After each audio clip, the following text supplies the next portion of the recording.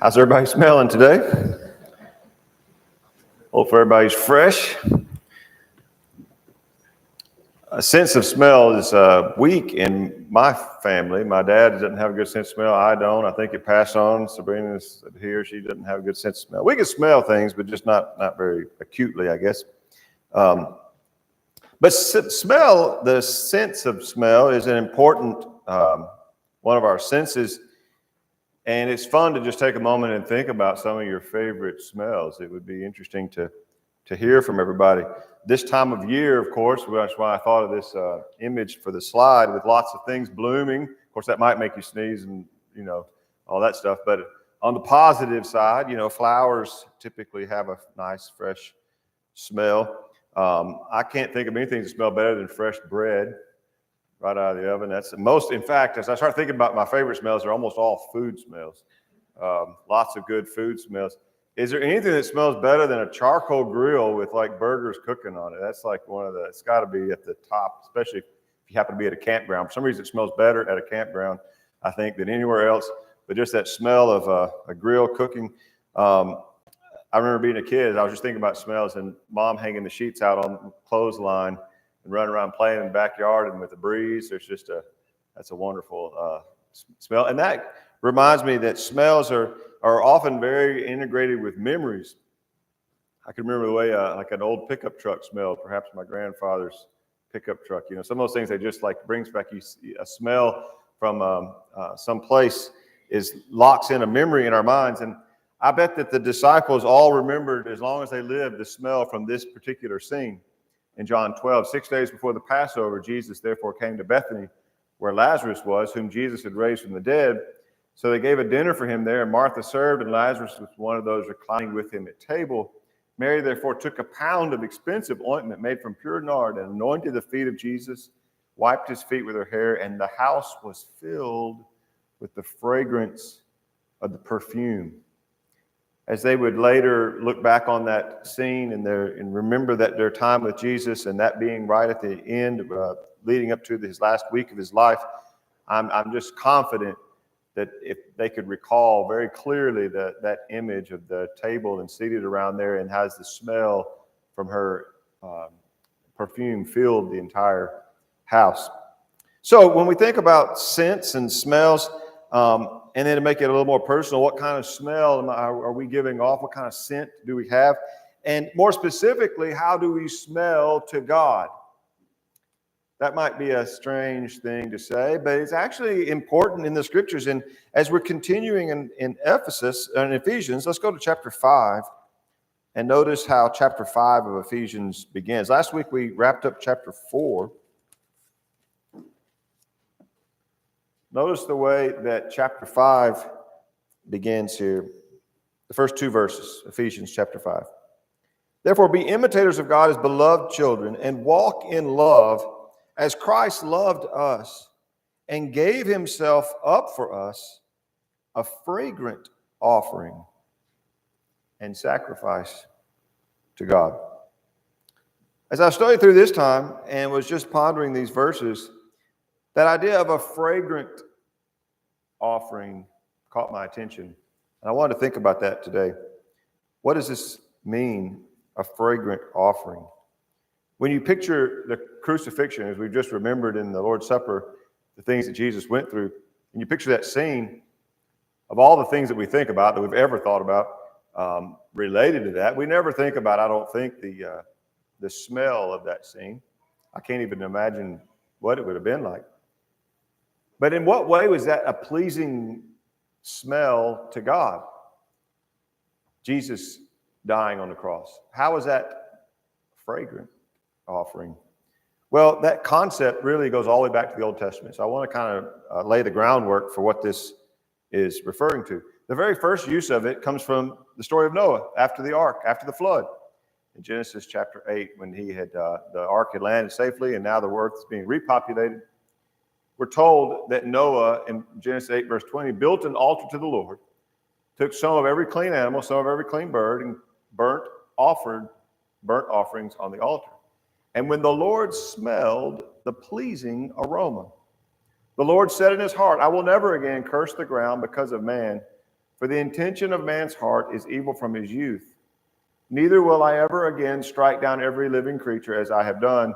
While the earth remains, seed time and harvest, cold and heat, summer and winter, day and night shall not cease. I think we have to be careful not to read too much into all this, but as we just ponder it and try to understand what the scriptures are relating to us here. Noah offers the sacrifice, and the Lord smells it, and it was pleasing, and then he issues this blessing.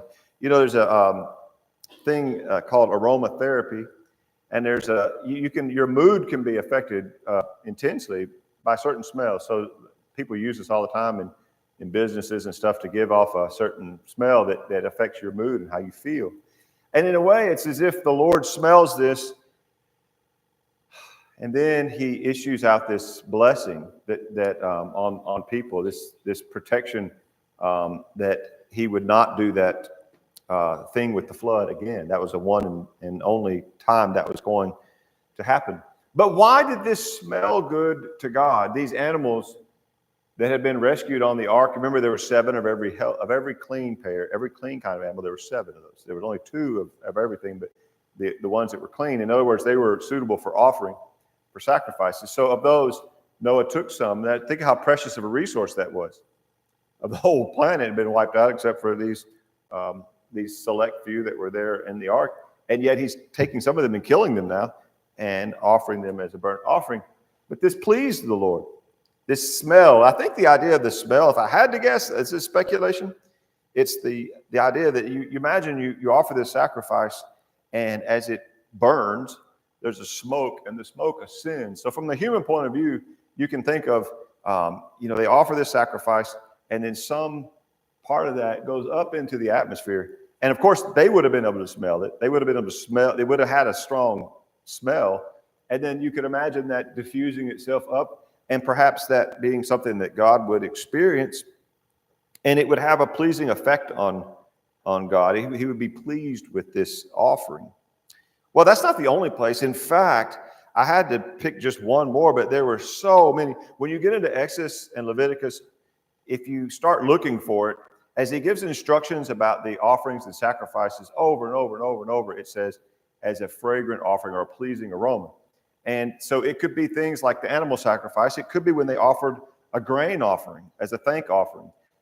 In place after place after place, when they offered sacrifices, we're told that it was a pleasing aroma. So as an example of just one of those, to give you the sense of it, in Leviticus 3, it's a series of laws about offerings, and it says, if his offering is a goat, he shall offer it before the Lord. He shall lay his hand on its head and kill it in front of the tent of meeting.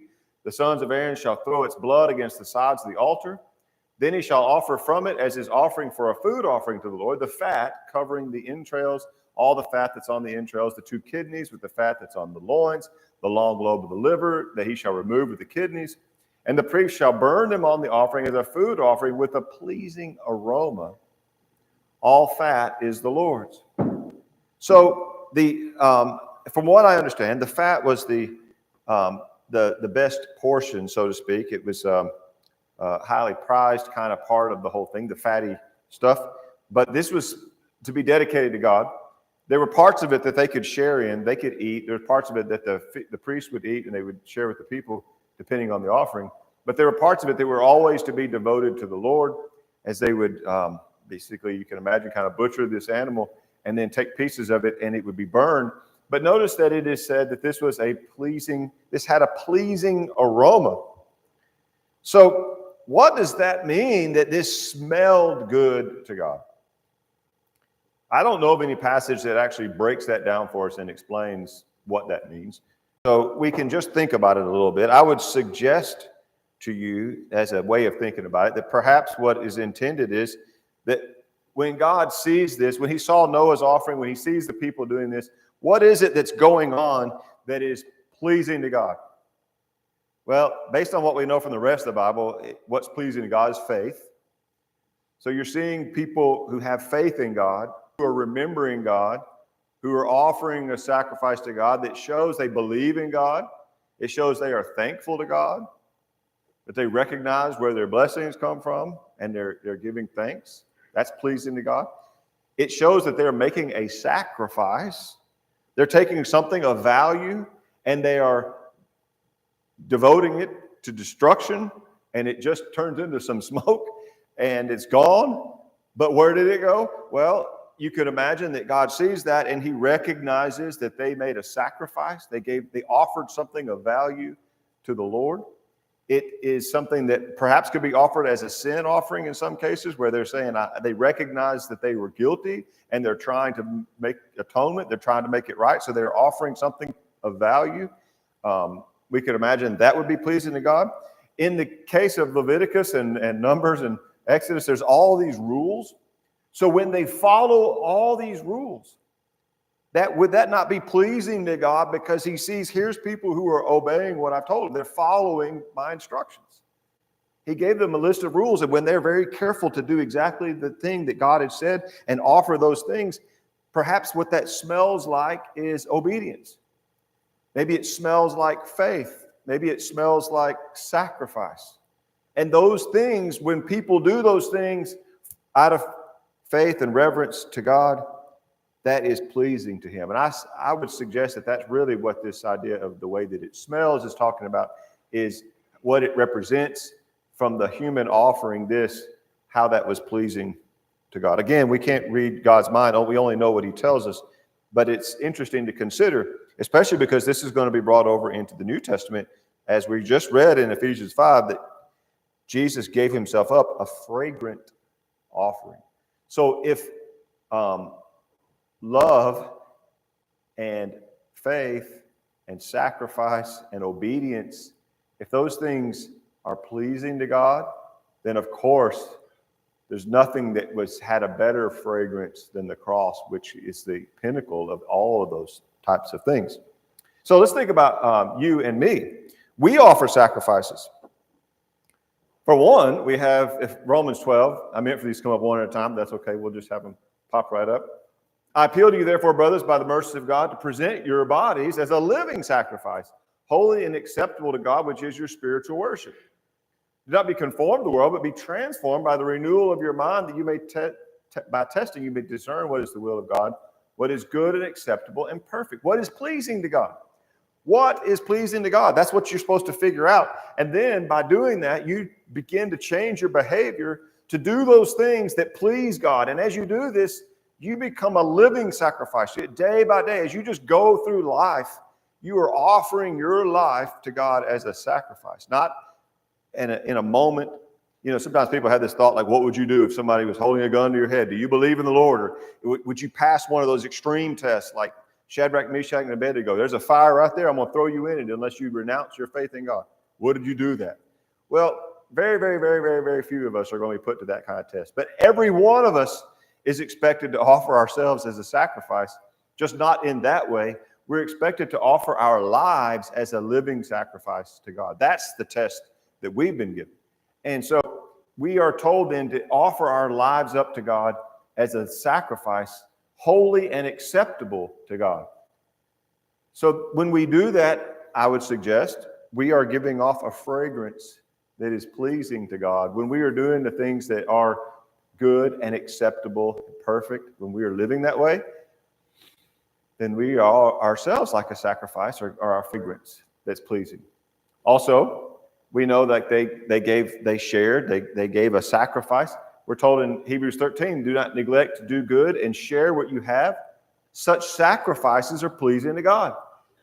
We don't have to take our little lamb and go up to the priest somewhere and give that away and have it burned up. But what we can do is take a portion of your proceeds, a portion of what you've earned, and then when you see somebody in need and you help that person and you give this to them or you send some aid and you help them out, that's a sacrifice on your part. You're giving up something that you could have used for yourself. You're giving it away. And as you do that, I think you can imagine that gives off a pleasing aroma. It's a sacrifice that pleases God, just like when those people brought their animals and burned it on the altar. In fact, let's turn to 2 Corinthians chapter 2. This one I don't have on the screen. 2 Corinthians 2. I think it's a really interesting tying all these together. Beginning verse 14. Thanks be to God, who in Christ always leads us in triumphal procession, and through us spreads the fragrance of the knowledge of him everywhere. For we are the aroma of Christ to God among those who are being saved and among those who are perishing. Let's just stop right there. So notice that we, as we are being led by God, we're in triumphal procession. That again, remember we talked about this in Ephesians 4, where he like the emperor would come in a triumphal procession leading a host of captives. We're being led by him. But as we're being led by him in this procession, going through our life, we're giving off an aroma. We're walking along, following the Lord, and there's a smell coming from us. What is the smell? We're told in verse 15, it is the aroma of Christ. So when you see Jesus offering himself on the cross, a fragrant offering, and when we follow him and we are led by him through life, then we are giving off the smell of Jesus. In a sense, we're giving off the aroma of Christ in our lives. Now, this is an aroma that is pleasing to God, but it's not pleasing to everyone. Not everybody likes this smell. You know, there are some people that like the smell of gasoline. Some people don't like the smell. There's some smells that's like, you know, it depends on who you are, whether you think that's a pleasing smell or not. And in this case, look at verse 15. We are the aroma of Christ of God among those who are being saved, among those who are perishing. To one, a fragrance of death leading to death. To the other, a fragrance of life to life. Who is sufficient for these things? So this smell that smells like Jesus, if you're living the Christian life and offering yourself as a living sacrifice, you give off this aroma. There are some who smell that, and it smells like life, which I think is really what the springtime smells like. Everything is coming back to life and growing and blooming, and it's like that's just. Then there's other smells that are associated with death, and some people smell that and they think, that smells like death to me, and that's like the worst smell. They want to get away from that. And they're both true because Jesus' death on the cross, and when we follow him, we have to give up ourselves, and there is a death involved in that, in dying to self and living through Christ. But depending on which way you look at it, you either smell the death part, and that's where the people who don't believe smell, or you smell life, and that's what the people who are being saved smell in that aroma. So I just thought, wow, there's a lot here to connect these thoughts together about what kind of aroma are we giving off. So if we're following Jesus, then we smell like Christ. From God's point of view, that's got to be the best smell ever. The most pleasing smell that's ever existed is this the fragrance, the aroma of Christ. And that's what we smell like when we are having faith and we're obeying, when we are making sacrifices to God by sharing our things with others. What could we do that would possibly ruin our scent? Notice Ecclesiastes 10:1, dead flies make the perfumer's ointment give off a stench, so a little folly outweighs wisdom and honor. We'll come to that one here in a few moments. That's that whole, you've heard the expression fly in the ointment. And it comes from this particular place here.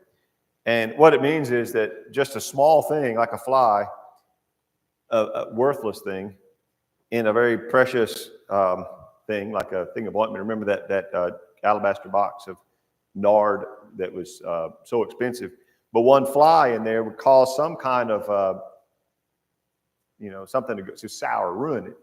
And the death of the fly, I guess, and the thing would make it go from something that smells very pleasing to something that would have an odor. It would be bad, just a small thing. And so he's saying in the same way, a little bit of folly ruins a whole lot of good stuff, ruins wisdom and honor. You can live your life in wisdom and honor, but a little bit of folly sprinkled in there makes that pleasing smell suddenly have a stink to it. So when we think about that, let's go back to Ephesians 5 and think about what are some things, what might be the fly in our ointment? What could it be that when we're trying to smell like Jesus and we're trying to give off a pleasing aroma, a fragrant offering, what could turn that sour? Well, the very next verse says, verse 3, but, so in other words, now in contrast to what we just talked about, live like God, be imitators, live like Jesus, but In contrast, sexual immorality, all impurity, covetousness must not even be named among you, as is proper among saints. When you think about these things, sexual immorality, impurity, covetousness, just a little bit of those sprinkled in, like a fly in the ointment, just a little bit of that could completely change the scent. That's why he says these must not even be named among you. They don't belong in our lives. If they do, they'll ruin our aroma, so to speak. You think about bad breath. One of those kind of embarrassing things. It's a good thing about having a spouse. Sarah helps me out sometimes. So it might be that I've got like some congestion or who knows, but if she'll let me know. And that's good, because you don't want to go around having bad breath. But, some people really have a problem with that. And I remember I've been in a store before where when I was working in retail, this person came in. I mean, it's like they smelled up the whole front of the building just by walking around and breathing. It's like, how could some small thing create such a strong effect? And yet when you think about how our breath smells, notice verse 4. Let there be no filthiness or foolish talk or crude joking, which are out of place, but instead let there be thanksgiving. So when you compare that to this verse now, Hebrews 13:15, through him then let us continually offer up a sacrifice of praise to God, the fruit of lips that acknowledge his name. When we are thankful, when we are saying the right things, we looked at earlier in chapter 4, things that fit the occasion, that give grace to the hearers, that build up. When we're saying the right things, imagine that as having just like very, very pleasant aroma coming out of our mouth. But what would our breath smell like to God if it's got sprinkled in, or it includes filthiness, foolish talk, crude joking, which are out of place? If we just kind of have a little bit of that here and there in our talk, then could we not think about that in the sense of a smell, if we're combining all these metaphors together, that instead of being a pleasing aroma to God, would instead smell foul, smell gross, nasty? And we don't want our breath to be gross and filthy and nasty. So we don't want the things coming out of our mouth to be offensive. And, most of us are self-conscious of that and aware of that. We want to carry around some gum. We want to brush our teeth. We don't want to walk around giving off some offensive smell. But from God's point of view, I think we need to think about what's coming up from our heart and exiting our mouth and how that would come across to God, whether it is a pleasing aroma like praise, like acknowledging his name, talking about him, praising him, giving thanks to God. All those things have a pleasing sacrifice. That's pleasing to God. That's a pleasing aroma. And so when we think about how serious of a matter this is, then I think we can come back to Ephesians 5 and we'll summarize in verses 5 through 10 when we think about just how important is this. We might be having a little fun with this idea of a good smell or a bad smell, but think this is a life and death matter. Ephesians 5, beginning in verse 5, you may be sure of this, that everyone who is sexually immoral or impure or is covetous, that is an idolater, has no inheritance in the kingdom of Christ and God. Let no one deceive you with empty words, for because of these things, the wrath of God comes upon the sons of disobedience. Therefore, do not become partakers with them. At one time you were in darkness, but now you are light in the Lord. Walk as children of light, for the fruit of light is found in all that is good and right and true. And try to discern what is pleasing to the Lord. Again, that verse 10, that pleasing to the Lord is this idea of, I think, a fragrant aroma. It is something that pleases God. Do things that give off a pleasing aroma. Try to understand what you need to do that you can please God. And here's some things that don't please God. Sexual immorality, impurity, covetousness. That's just, being greedy for things, like lusting after stuff. These things don't belong in the heart of a Christian, and they don't belong in our life. These are part of the world of the sons of disobedience, he says in verse 6. And in verse 7, he says, do not become partakers with them. Sometimes you can tell who someone's been hanging around by their scent, by their smell, right? You can tell where somebody's been. You can tell, I know you can tell when we've been camping. We come home from with the Cub Scouts or whatever, you smell like a fire and you smell like, sometimes you can't even tell anymore because you've just been around it. You don't even know what you smell like. But to people who somebody else can, they know where you've been, right? And so when you've been hanging out with a certain crowd, you might come back with the smell of that place or the smell of that crowd. Jesus associated with and ate with sinners, but he never smelled like them. So how is it that we can be in the world and be around people who don't believe in God and who are doing the wrong kinds of things without picking up their scent, so that when we walk around, we smell like the world? How can we avoid that? I think the key is in verse 7, do not become partakers with them. Jesus ate with sinners. Jesus talked with sinners. He loved them and spent time with them. But what he never did was become a partaker with them in their works that were evil. He never shared with them in the things they did that went against God's will. And that's how you start to pick up someone's scent in the spiritual sense, is when you start going along with and start doing what they're doing. And now, what kind of smell are we giving off? We're giving off a worldly, sinful, impure, filthy kind of smell. We smell like people because we've been doing what they're doing. And we want to be careful about that. Instead, he says, walk in light. In verse 8, you were in darkness, but now you are light in the world. Walk as children of light. When we do what is right and good, he says that in verse 9, for the fruit of light is found in all that is good and right and true. When we are walking in the light and we are doing what is good and right and true, then we are pleasing to the Lord, verse 10. And I would suggest to you that is this pleasant aroma, a fragrance that smells like Jesus, that smells good, that is pleasing to God. And that is our goal, the smell of love, of faith, of obedience, of sacrifice, of what's good and right and true. All those things together, like a bouquet of beautiful flowers, gives off a very, very pleasing smell.